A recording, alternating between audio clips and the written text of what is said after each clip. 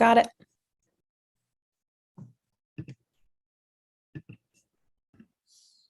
All right, should we start letting folks in then?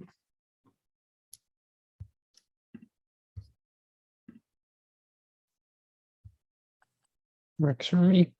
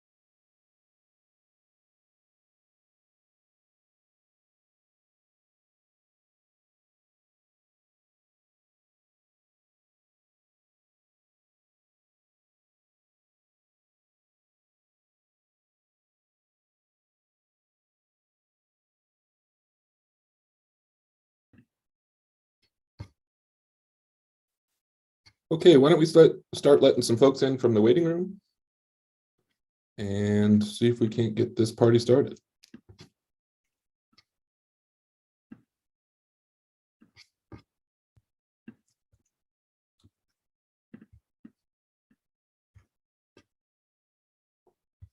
Oh, I might need to add you guys as co-hosts too.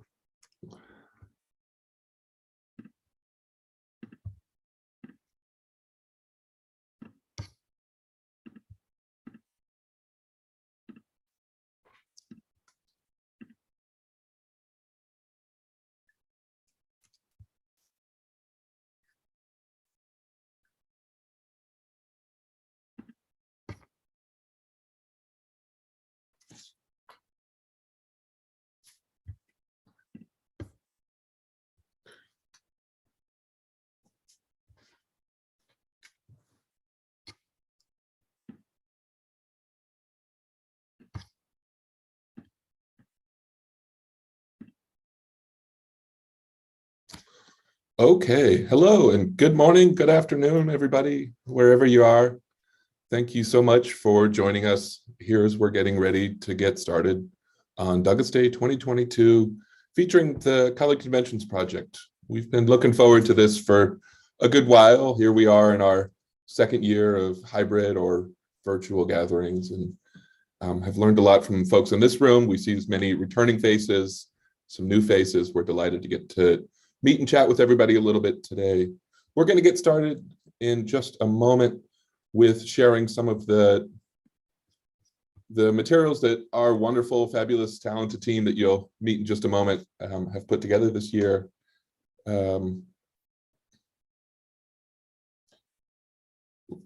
And as we turn off all the devices, we are looking forward to getting the chance to chat, as I said. And so we're going to keep it relatively informal today, but we found that having this chance to chat just for a little bit might save all of us in all of our respective positions lots and lots of email and chasing and wonder and mystery. So we are going to share just a little bit today as we get started with our preview, and then we're going to leave plenty of time at the end of the hour, maybe for the last 15 or 20 minutes or so, for all the questions that you might have. We know that there are likely some lingering questions that we somehow haven't yet anticipated. And we're here for that. So as we get started, maybe if we could ask folks, you may have noticed we wanted to do this as a Zoom room rather than a webinar, so that we could at least have a sense of the community of folks in the room.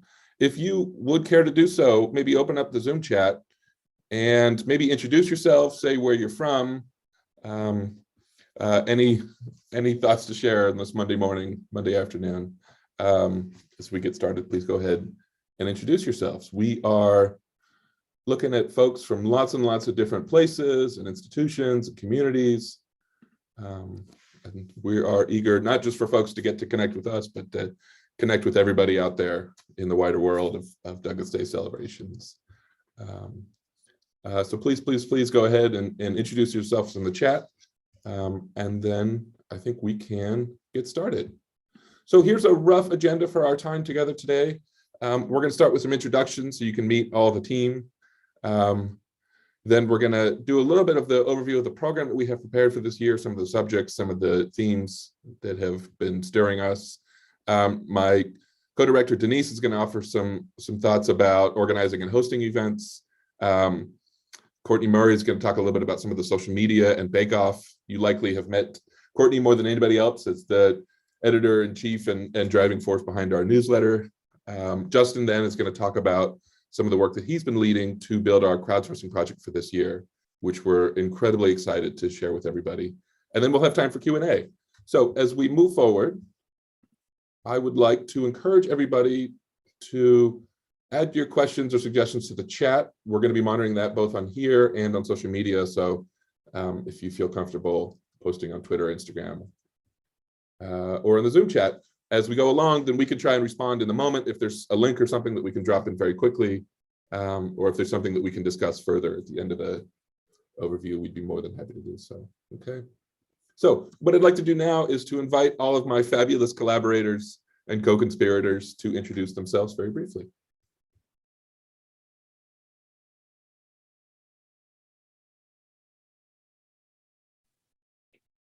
I can start, I guess.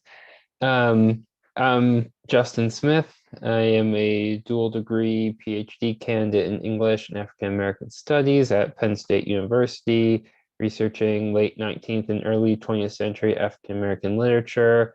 And in relation to Douglas Day, I am the co-chair of the crowdsourcing committee with the Center for Black Digital Research. And this is going to be my third year working with Douglas Day. Hi, my name is Courtney Murray. I'm a third-year graduate student at Penn State. I'm also a dual title student between English and African American Studies. And my role on the Douglas Day team is primarily being the managing editor of the Douglas Day newsletter. So you've probably been getting a lot of emails from me in particular. But I also do a little bit of the graphic designs along with Gabby. So the flyers and the stickers that you've been seeing, along with some of the Twitter posts that have been going around. Hi, good afternoon, everyone. Denise Berger. I work intensely with Jim, co-directing Douglas Day. My focus is community engagement. And so as he mentioned earlier, in addition to working with all these fabulous people, many of whom are here, some of whom are not, I will be giving a short, really actually entertaining your questions more so than anything else, if you have them, about organizing your own Douglas Day events. I'm Gabby Sutherland. I'm the admin assistant at the Center for Black Digital Research. This is my first Douglas Day, so it's been an exciting year. I work mostly with coordinating meetings, and I also work with Courtney for the communications elements as well. Fabulous. Thank you, everybody. We should also share that we're here on behalf of the Center for Black Digital Research at Penn State, where we have the tremendously good fortune of being able to work with folks like P. Gabrielle Foreman, Laura Cooper, Shirley Moody Turner, and many, many others who have also contributed to the program that we're going to get to share today. So we'd also like to extend our thanks and high fives to all of them. We can get started talking a little bit about some of the materials that we've prepared for this year. We are going to be starting a brand new crowdsourcing project to enrich the materials that have been gathered in the service of the Color Conventions Project, which I think some folks may be familiar with, but is just for a sort of brief overview. The Color Conventions Project is an effort that began in 2012 to recover the longer history of Black activism by gathering, digitizing, providing access of all sorts to records from what we'd call the Color Conventions, which was a movement that began in 1830 and continued for the entire century, when free and formerly enslaved African Americans would hold largely state, regional, or national meetings to debate their collective struggles for racial justice, for citizenship, for their full civil rights. It's a tremendously large movement, a tremendously heterogeneous movement that unfortunately resonates many times with the conversations that we're having today about voting rights, about the right to serve on juries, about education, and unfortunately a whole number of other issues. And so we have been working on this project for almost 10 years now, and we are still making our way towards gathering this enormously large history. We now estimate that there were something like 500 or 600 of these state, national, and regional conventions. If you imagine the number of people who would have been involved in that, you can get a sense of a really kind of broad movement that precedes the NAACP, that precedes the civil rights movement. Here on your screen, you see an engraving from the 1869 National Convention. It's one of our favorites, and we're going to talk a little bit about that in just a moment. And it's one of our favorites because it shows the convention from the place where so many of us experience these kinds of events, from the back of the hall. You can see the people on the podium in a little bit, but we also get much more about the people in the pews, about the people who wore their finest clothing, who were there to see and be seen. We also see children, we see women, we see many different people interacting in these convention spaces, and really gives us a sense of the kind of collective community that grew up around this larger political organizing movement. And so as ways of trying to expand access to this material, we've gathered lots and lots of PDF files and scans and all kinds of materials from something like 120, 130 different libraries, archives, repositories. And we've been able to share many of these items on our website in their scanned and digitized form, but we know that those oftentimes aren't as easy for folks to use, to be able to search, or to be able to run some analysis, or to be able to just copy and paste some pieces for their research or their teaching. And so the work that we're going to be doing for this year, that Justin's going to talk about in a little bit, is really going to do so much to open up this history and these materials for so many different people. And so we want to thank all of you for taking part in this, for all of the communities that you're here on behalf of, who are going to be contributing to this work. We know that, like the Color Conventions movement, this kind of work really truly does take a collective effort and fundamentally would not be possible otherwise. And so as a means of sharing a little bit about some of the resources we hope that will be helpful to you in your process, I'd like to just quickly gloss over this page, which you may have seen already. This is our organizing kit. It's where we've collected what we hope are all of the things that will make it easy for you to organize an event in your community, at your school, with your organizations.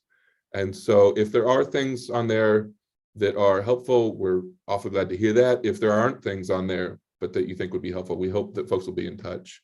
For example, we've added a virtual event guide this year based on some of the lessons of last year. We've added an outreach guide over the last couple of years that we know folks have taken advantage of, as well as things like instructions about transcribing, instructions about where you can order some of our fabulous swag, including the very cool stickers and flyers that Courtney was the lead designer on, as well as a kind of back archive of all of the newsletter issues that have gone out this fall. So we just wanted to share that very, very briefly to give you a sense of the materials that are hopefully available and useful for you. We're going to be gathering on And let me take everybody actually to that page right now.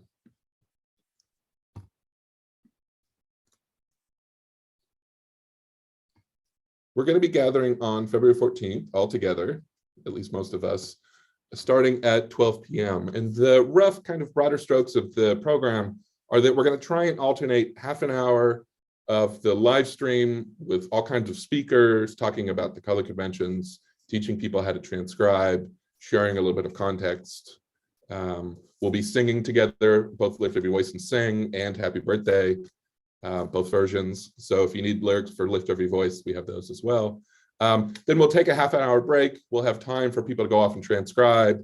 We have a Spotify playlist if people want to listen to music. Then we'll come back for half an hour. We'll have a few more speakers, including a dramatic reading of one of the speeches that Frederick Douglass gives in the 1880s at a color convention. And then we'll come back with time for more of the work, interrupted at some point by some of the folks who are doing exciting new research about the roles of Black women in the conventions. And so that's the sort of rough sort of schedule. We'd be happy to elaborate on more details there, but just to kind of give you a sense, we've scheduled it this way because we find that people tend to enjoy transcribing for about 20 or 30 minutes at a time with our kind of focus and our screens kind of coming at our attention in all kinds of different ways. We've done some testing to find that it takes about 20 or 30 minutes to transcribe a page from a pamphlet, as well as to do some of the secondary activity that Justin will introduce in just a moment.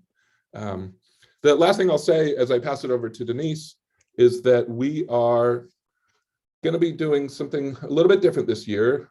For those of you who were part of our programs in the past few years, we focused on Anna Julia Cooper, we focused on Mary Church Terrell. This year, as we turn towards the larger history of the color conventions, we're really going to be asking, where did they go? And that they will be the Black women in the color conventions who we know were so often fundamentally important to so much of the organizing, planning, intellectual leadership that went into hosting each of the conventions, but were more than oftentimes excluded from the official published minutes. Something like 99% of the names that we've gathered from our record so far were men's names, but we know how important all of the work that Black women did in these movements really is. And so we're going to be highlighting that through some of our speakers, through some of the activities that we're asking folks to do this year, as well as some of the very cool graphics that I mentioned before that are on stickers and buttons and so on. So I'm going to pass it to Denise to let her elaborate on that, and then to talk about some of the techniques that we found folks tend to use for hosting both virtual, physical, and I suppose also hybrid events. Denise? Absolutely. Thanks so much, Jim. So good afternoon again. Because we are still very much in the age of COVID, it is imperative that our gatherings meet the standards that our universities, campuses, colleges, and other organizations have outlined to ensure that everyone is safe. So whatever gatherings you are planning or thinking about planning at this point, you should be almost finished planning. Please do be attendant to the guidelines that your institution has provided, because again, we want to make sure that everybody is safe and that no one takes any undue risks in order to come and have fun with us. But once those things have been adhered to and or made clear, depending on where you are in your process, generally speaking, everything that is in the organizing kit should be particularly useful. It's something that Jim has said that we've built and created over time, partially in response to feedback and also deeply informed by our own experiences. So my assumption is that, as Jim said, some people will be meeting in person, some will be hybrid, some will be online. The support that we offer does not change. The broadcast that we're going to be doing also really is not going to change. So I don't think that there'll be a lot of differences experienced on the receiving end, so to speak, of our Douglass Day broadcast. Like most other people, though we are hosting Douglass Day at Penn State, obviously, we are not having a roster of live people. We are also practicing COVID precautions.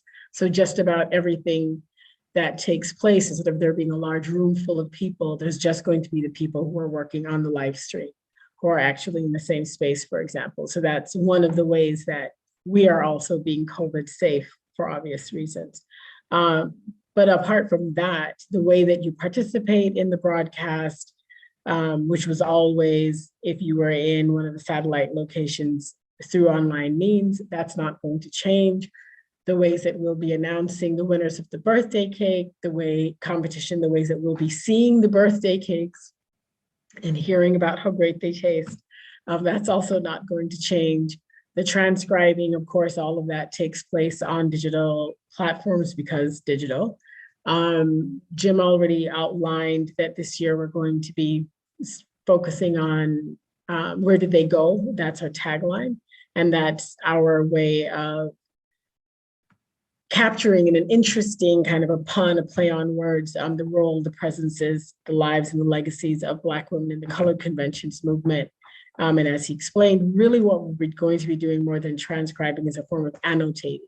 So it's being strictly clear about the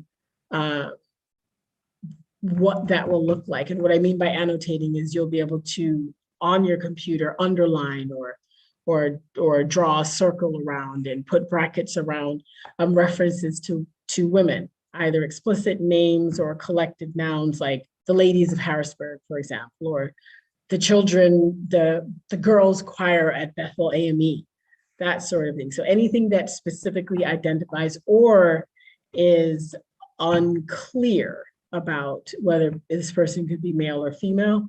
And as Jim already explained, that will make this information readily accessible to students and future researchers. So are there any questions? Are there any challenges that organizers have run into? Is there anything that you're not sure about or you're not clear about? You wanted to, if you're not comfortable asking it out loud, if you want to put it in the chat.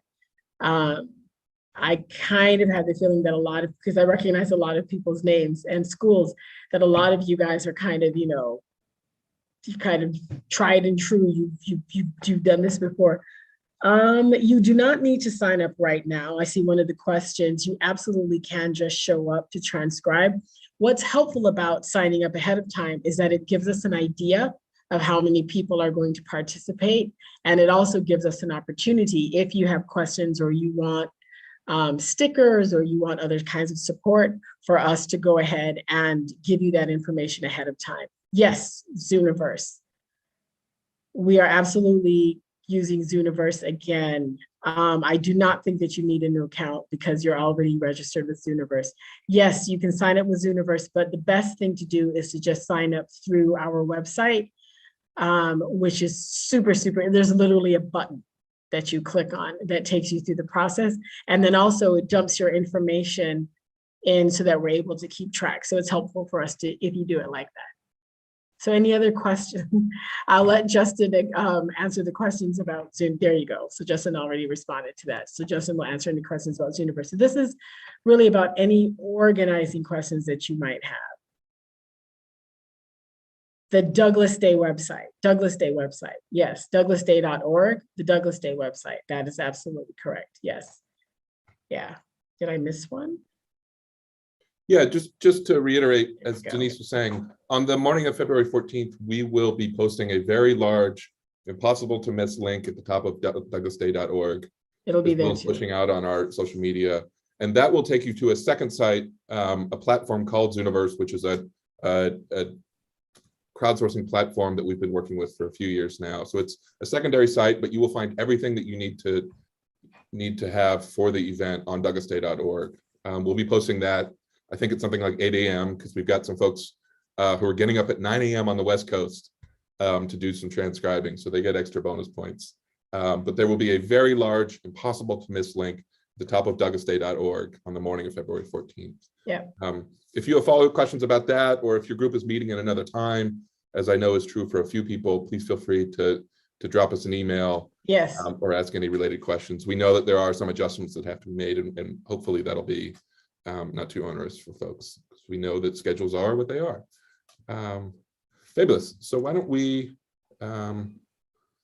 pick it back up, Denise, as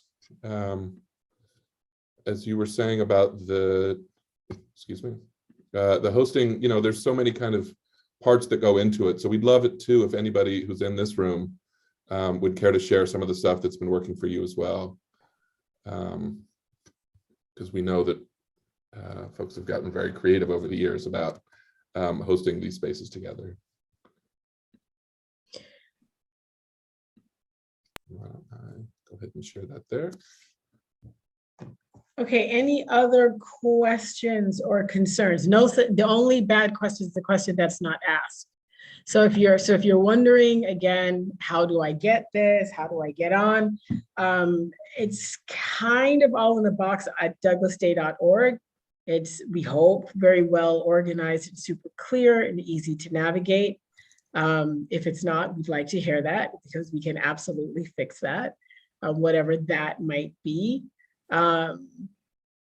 Justin is going to take you through the particulars around Zooniverse, but I'm just trying to see if there's any other questions that people might have about organizing their own event or on the day of what that might look like. The Zooniverse particulars, Justin is going to answer. So Justin is going to take you through all of that. Well, yeah, I'll let Justin do that. I was going to respond, but there's no reason to. All right, so I'm going to, on that note, I think, Justin, if we say your name anymore, you're going to start having a buzzing in the ears. So are you ready to go ahead and take people through some details about Zooniverse, or do we want to do that later? I think we're gonna roll very quickly through some of the social media and cake contest, and then we're going to be able to devote the rest of our time to talking about the activities. Courtney? Yes, so I'm just going to take you through, make sure you are familiar with how to get in contact with us through social media and also how to participate in the best Douglas Day Bake Off ever. We've had some great submissions in the past, so we're looking forward to this new year of cakes. So you can go to the next slide. All right, so there's many ways to get in contact with us. Justin will probably talk a little bit more about how to get in contact with us through the Zooniverse talk board. But if you are a social media person, you can watch us on YouTube. Just type in Douglas Day. We have a Twitter page, as you can see, with you could just type in @DouglasDay.org. And also, because we are a part of Color Conventions, and this year is particularly affiliated with Color Conventions, also tweet them too. So at ccp_org, they'll also be seeing the tweets there. And what's really important for us to be able to see your tweets is the hashtag Douglas Day. I think Justin also made a new hashtag this year of where did they go? So you can use that too. But primarily, please use the hashtag Douglas Day so we can really follow your discoveries and what you're doing and how you're celebrating Douglas Day. Okay. And some of the just benefits of social media, like you said, like I just said, contacting us or being in contact with us, but also connecting with other organizers, connecting with other celebrants, but seeing how they are celebrating Douglas Day can give you ideas for next year, possibly.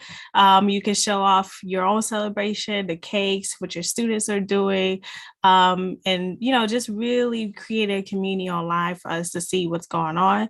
And so what to post, just some ideas, video of speeches and singing, happy birthday, cakes, your transcribers, your discoveries, or any other questions you may have while you're doing this. We've seen people just discover amazing things throughout the process, like documents and connecting it to their own research. So that would be amazing to see on Douglas Day. This is just an example of people from the past. So this is from Douglas Day 2020. We love to see pictures of organizations and community members that are affiliated with the people that we are transcribing. So for example, Dr. Anna Julia Cooper was an AKA. So there was a lot of representation from the AKAs across the nation. And this is just some of our AKAs from the Knoxville chapter at the University of Tennessee. So that is that. And okay, this is how you really, okay, this is the most important part. Participate in the Great Douglas Day Bake Off. So this is another hashtag that you can use. And so the way to enter the contest, it can be any kind of cake, as long as it's Douglas Day themed. And we're really, hard judgers. So if you really want it, you got to bring your A game, okay? So post a picture of your cake along with the hashtag Douglas Day and Great Douglas Day Bake Off. And also, if you want to add an email, we can use that too, but that's primarily for non-social media entries. And I don't know how many we actually picked last year, but it says 5 here. But I think, we get a little soft, because everyone's doing great. So just post and we'll try to pick our favorite ones. And so we have like some swag and some things that we can share with you and email or mail you. And so this is just examples of some past Douglas Days. This is from Douglas Day 2020. This is also from Douglas Day 2020 at Texas A&M. And I think that's it for me. Is there any other pictures of cakes? Oh, we've only got a few thousand pictures. Yeah, we have more, but that's just an example. So we've had some very creative ones, and we're looking forward to seeing yours and really seeing what you're, finding as you're transcribing with your people and celebrating Douglas Day. Fabulous. Any questions as we transition to talking about our crowdsourcing project? We really enjoy getting to just see and hear from everybody at so many different locations over the social media channels. Both on Twitter and Instagram. We'll have a dedicated team of 5 people, because yes, the volume means that we need 5 sets of eyes, ears, and hands looking at social media all throughout the program, and for folks who are meeting at other times as well. So we're always excited and eager to follow along with what everybody is finding. In this video, Justin, before I preempt you with yourself, why don't we pass the mic to you? Thank you. So for this year, as we've done in previous years, we've made a playlist of tutorial videos on how to use the Zooniverse site. And I will share a link to that playlist here, because that just went up today, actually. I'm pretty proud of that. So you'll be able to access all these videos at any time you would like to. We're just going to show one of them today, but the other 3 will be there for you to access on your own. And the Zooniverse site, I will let you know the link to that. It's not live yet, but I'll show you what it is on the next slide.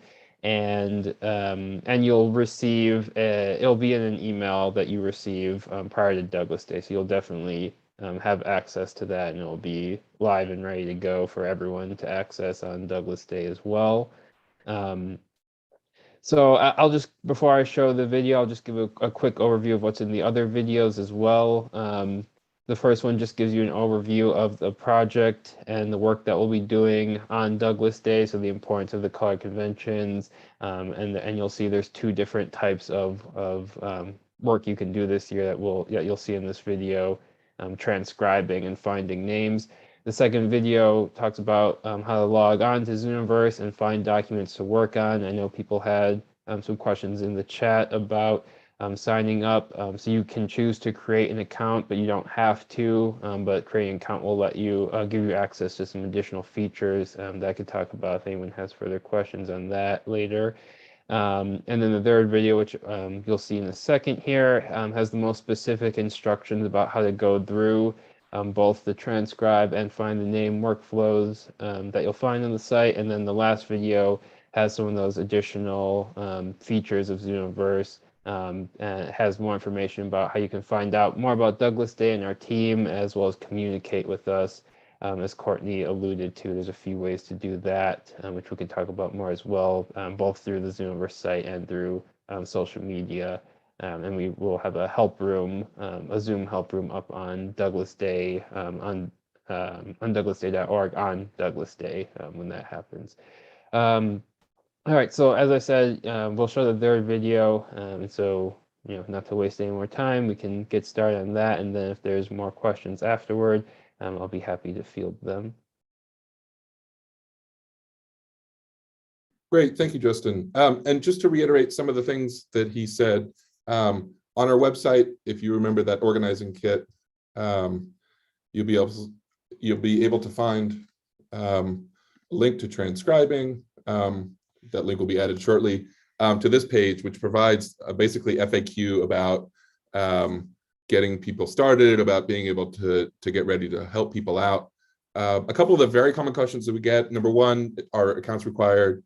And the answer to that is no, but it's a qualified no, that many folks find that they enjoy having an account. Number one, because you can go back and see your work. Number two, because you can actually save it and share it and all that kind of stuff. And then number three, because I think this video will explain as well, we're going to have a message board attached to our transcription and find the names activities, where if somebody has a question, they could take a link and go ask for help, or if they have a background question, or if they have an idea, they can go and share it on that space as well. So it's great to have an account. It's not necessary, but we find that most folks prefer to. It takes literally 30 seconds. It's, choose a name, add your email, and you're off and running. Some folks sometimes want to be able to help people skip ahead. I know, for example, in public libraries where computers aren't necessarily always underutilized, folks might just set up an account ready to go and then have a computer sitting there waiting for folks as they come in. That's certainly fine as well.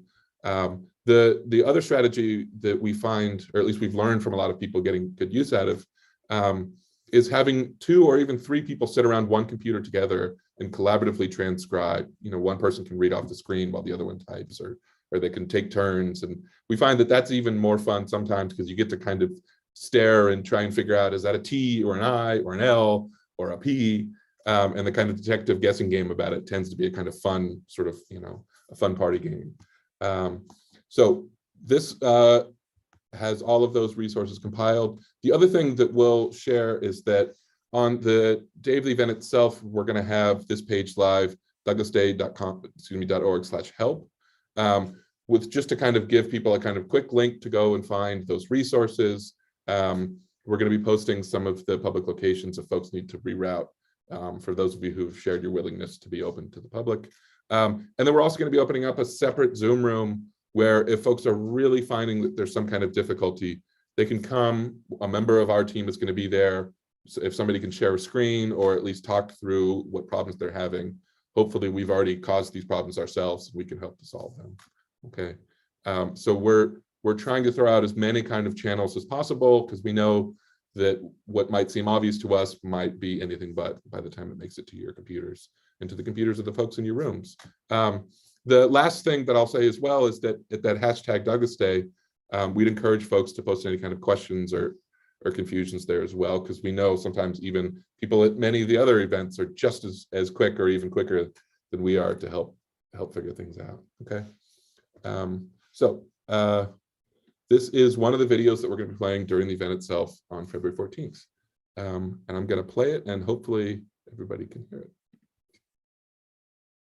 In this video, you will learn the following: what a workflow is, what to expect going into the transcription process or finding the names, and how to transcribe and find the names.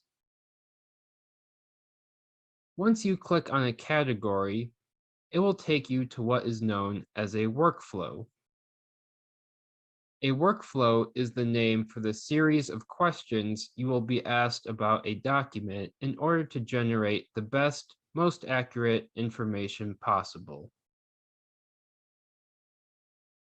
Once in a workflow, you can read through a tutorial by clicking the forward and back arrows on the bottom.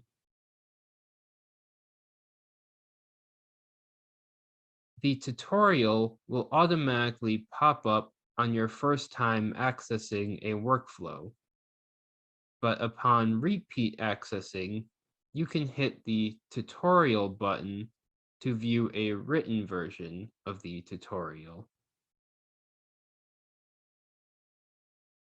Once you finish clicking through the tutorial, click Continue or Let's Go to begin answering questions.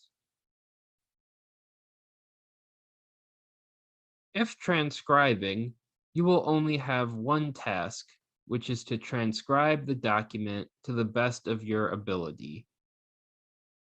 As you would normally read any document, please transcribe the text from left to right and top to bottom.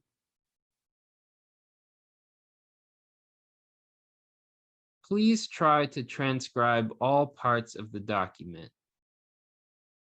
If you experience any difficulty while reading and transcribing the document, the following tools can still help you make the most accurate guess.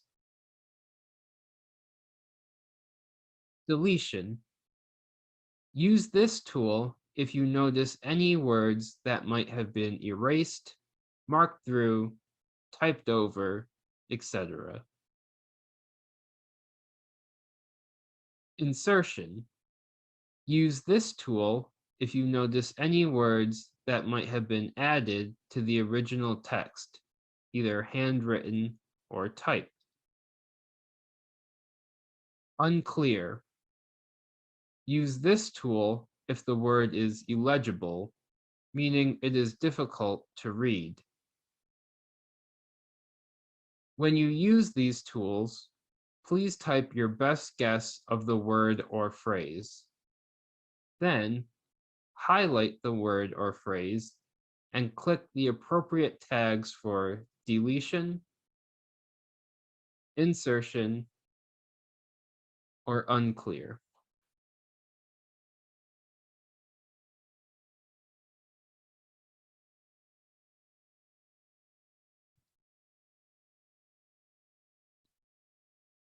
In finding the names, you will first be asked to decide if you see any names in the document. You may quickly scan the document, and if you see even one name, you may click yes and move to the next question. If you don't see any names, click no. If you find names, the next step will ask you to list each name and separate them with a semicolon.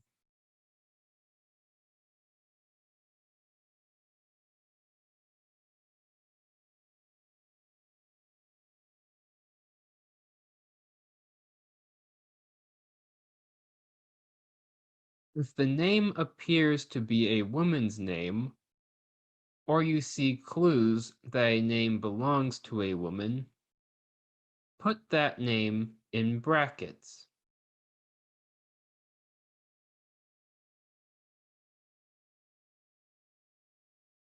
Even if you don't see women's names, you may see unnamed references to women.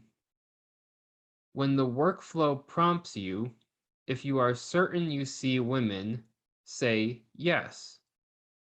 If you are certain you do not, say no. If you think there may be clues but you are not sure, answer maybe, and you will have a chance in the next step to explain what clues you think may imply the presence of women.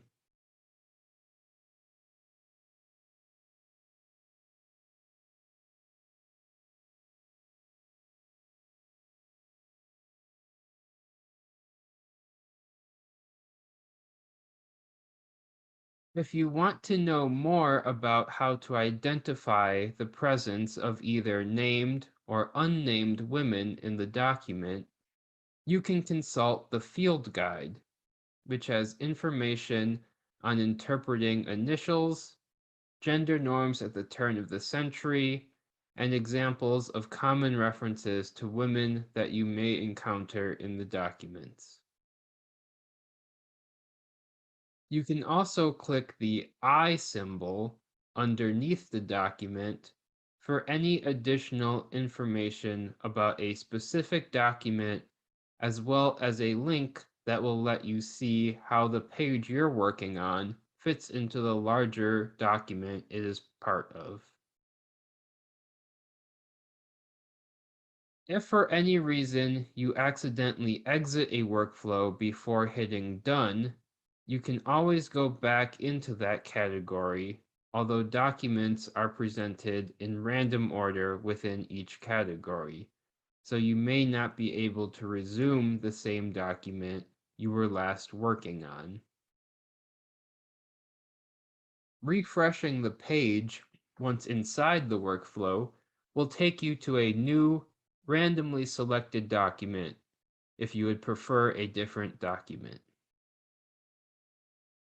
If you're unsure about where you are in the site, you can hit Transcribe Colored Conventions in the upper left, or simply re-enter the URL for the project to reload the home page.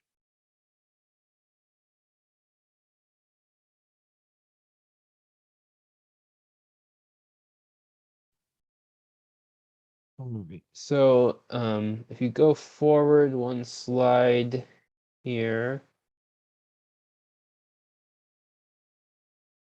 and I guess zoom back out a little bit.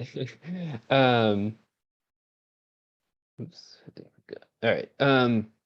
So there's the link to the Zoomverse site that you'll be receiving before before Douglas Day actually happens, so you'll have access to it.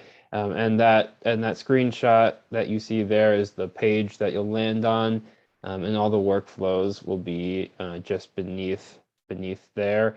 And if there's any questions about sort of where you'll land and how to get into those workflows, I'm happy to, I can share my screen if that will be easier for some people, but hopefully that video will give you a sense of how the actual workflows will operate once you're into them as well. And yes, I can answer a couple of questions real quick. The tutorial will be shown, this same video that you watch will be shown on the day of during the live stream. Like I said, there are 3 other videos on the playlist as well. If you want to have people watch those, you can encourage them to do that on your own as well. But this video will be shown.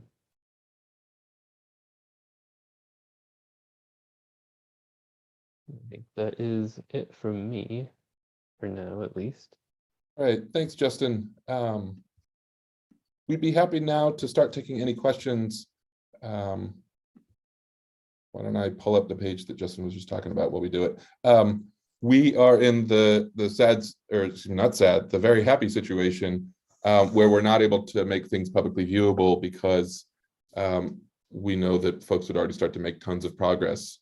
And then we'd get most of it done even before we get to the 14th.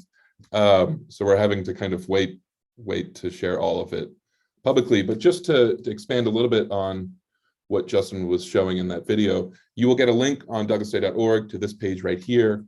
And as you scroll down, you will see all of these buttons right here. And there's going to be 2 kinds of buttons. One of them is to click to transcribe the documents, which we've arranged into kind of roughly space and place, Mid-Atlantic, California, Ohio, Tennessee. That was more based on sort of groupings of the documents. Those tend to take maybe 15, 20 minutes, sometimes plus or minus, depending on the length of the document. We know that folks really like to immerse themselves in those materials. Transcription gets that kind of gut level, I feel like I did something today, kind of quality out of it. The other one, which we're calling Find the Names, is a brand new activity that we're introducing this year. We did a ton of testing with folks in our group, with an amazing community of volunteers around this site, Zooniverse. And the reason that we're doing this in large part, and I saw some questions as well about the products of this work, is that we know that if we can gather all of the names in all of these documents, it's going to make it a lot easier for us to be able to answer questions like, what conventions did Francis Harper go to? Where was Frederick Douglass attending conventions in 1872 or 1873? And we can provide that information to help people get to documents lots quicker, but it's also going to open up, we hope, lots more research projects, lots more writing, lots more conversations around all of these different names. We know that there are some very few but important mentions of women across these documents. And so as we process them and publish them, on the websites of the Color Conventions Project, we're hoping that it will lead to even more research, even more conversations about the one-line mention that shows up in the conventions of California that turns out to be a really important person who funded all of the schools and a lot of the Black organizing, right? And so we know that there are kind of lots of threads to pull on, and we're hoping that this collective effort will be a kind of huge leap forward for all of that work. We're also hoping that it will be a very kind of lightweight activity. Many of the pages have almost no names or very few names of women. And so if you do find any women mentioned in these conventions, we hope that will also be a kind of great thing to tweet out, to share with everybody so that we can all celebrate and have a round of applause and talk about who the person is or wonder who they might be and figure out how we're going to learn more about their important lives. So why don't we, I think, end it for there. I'm going to go ahead and stop my screen share. And we can now open it up for any kind of questions or conversations that folks might have in the room.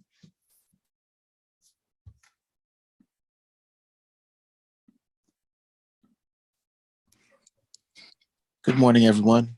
This is Brett from Jersey City.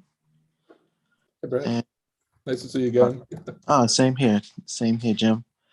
So just to give a highlight of what my organizing has been.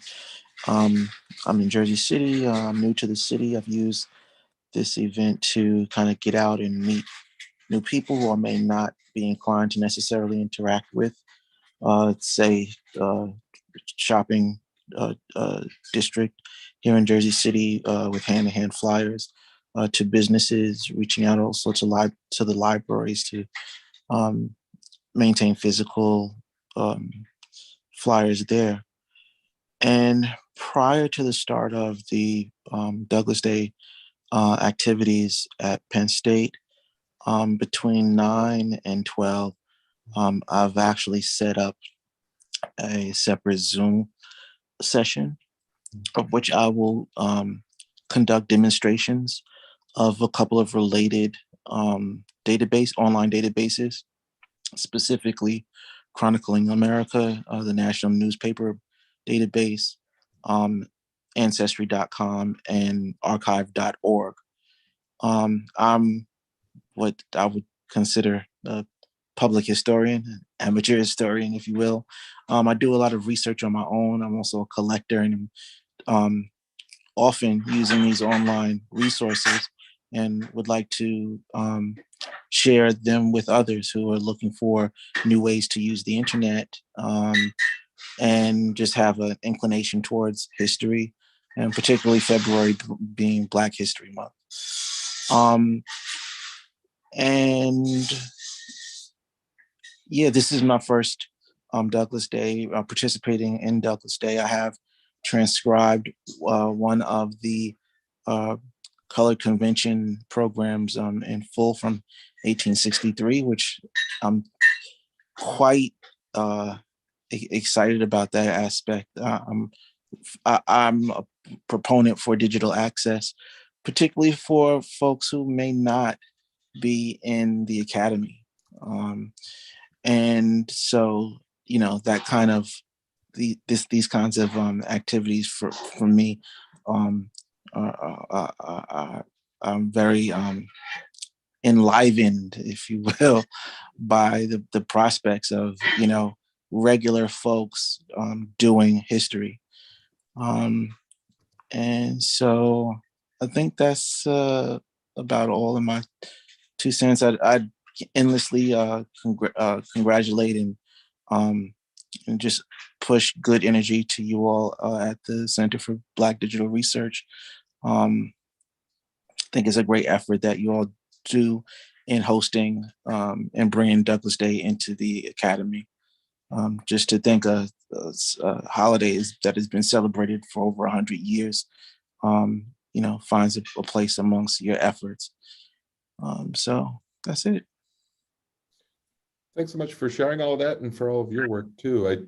I can share that after we got to learn about some of your work, Brett, it was definitely an energizing moment for our team. I think a lot of people are feeling this junior year of COVID and all the things that come with it. So when we get to hear about people going out doing cool things. It's definitely a source of energy for our group as we try to get to the finish line here.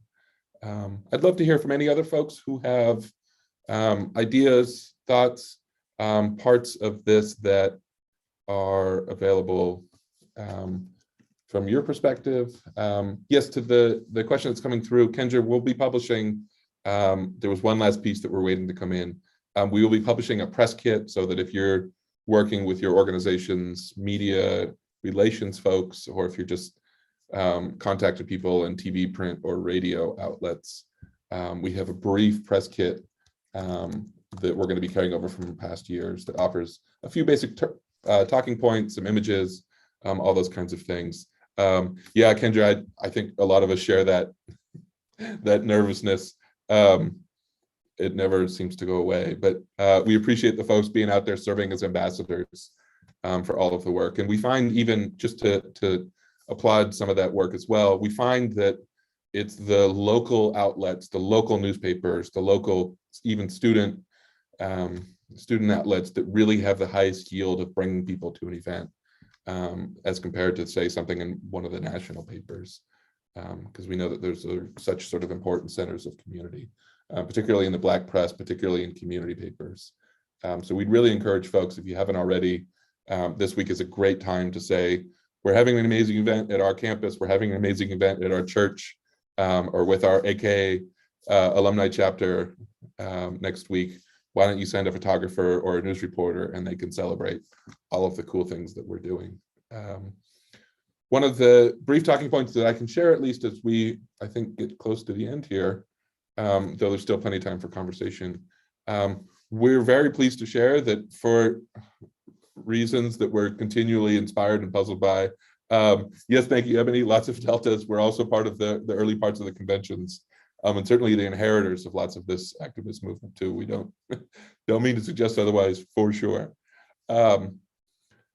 We are pleased to say that at most recent count, which was this morning, our registration numbers are somewhere in the range of about 4,500 people who are going to be working together on February 14th, plus or minus. And so we are always incredibly inspired by so many people showing up, so many people interested in getting their friends, their coworkers, their colleagues into the mix. For us, we've said this before, but for us, really, Douglas Day, we hope, is a kind of opening, is a kind of way of creating spaces for all of us to gather together, to have some fun, to sing, to have some birthday cake, and then to talk about what might come from there. We are planning on doing Douglas Day all the way through whenever we can, and we've already got programs planned for 2023, for 2025. There's an idea for 2024 that I won't jinx just yet. And we keep doing this every year because we've heard so much from so many different people, how valuable it is just to kind of have a fun, kind of one-off affair that might help to open up conversations. For example, some of the work that I see that the people from University of Tennessee are doing to really build new relationships between their campus and local communities, to recruit people to come and major in African American studies, to use it as a way to bolster some of the, I think, senses of community that really have been, at least to us, felt difficult to sustain. I'd like to invite just a couple of minutes, with a couple of minutes left, any of my fabulous collaborators, co-conspirators, Denise, Courtney, Justin, Gabby, or any other folks who'd like to say a last few words before we close things out.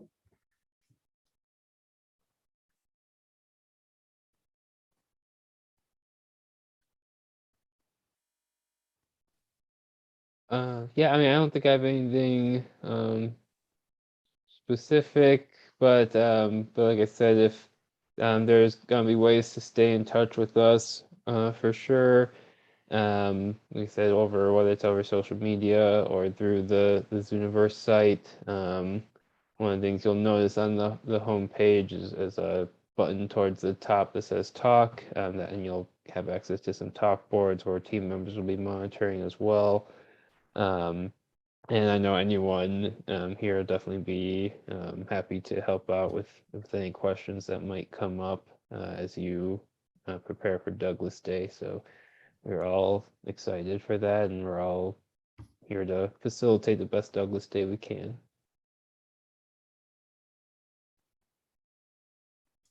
Stay tuned to any extra newsletters that may be coming out this week.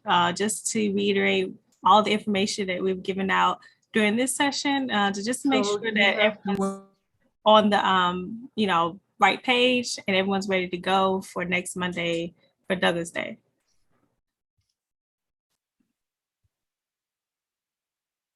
All right, I think that brings us here to the end. We want to say thank you to everybody for making this time on your Monday. We're really, really looking forward to celebrating with everybody next Monday, 12 to 3 Eastern. We'll be here on YouTube, we'll be on Twitter, we'll be available on Zooniverse. We really want to find all of the ways we can to celebrate all of the amazing work that so many of you are doing, especially all of those who I see in the room who are organizing not just for their first year, their second or their third, but some folks have even been with us for 4, 5, and 6 years. And we truly, it sounds like a cliche, but this literally would not be possible without the work that all of the folks in this room are doing. So thank you, thank you, thank you. Please be in touch if our team can do anything to be helpful. We are so looking forward to celebrating next week. All right, thanks so much, everybody. We're happy to stick on and answer any other questions. Otherwise, I'll end it there. Take care.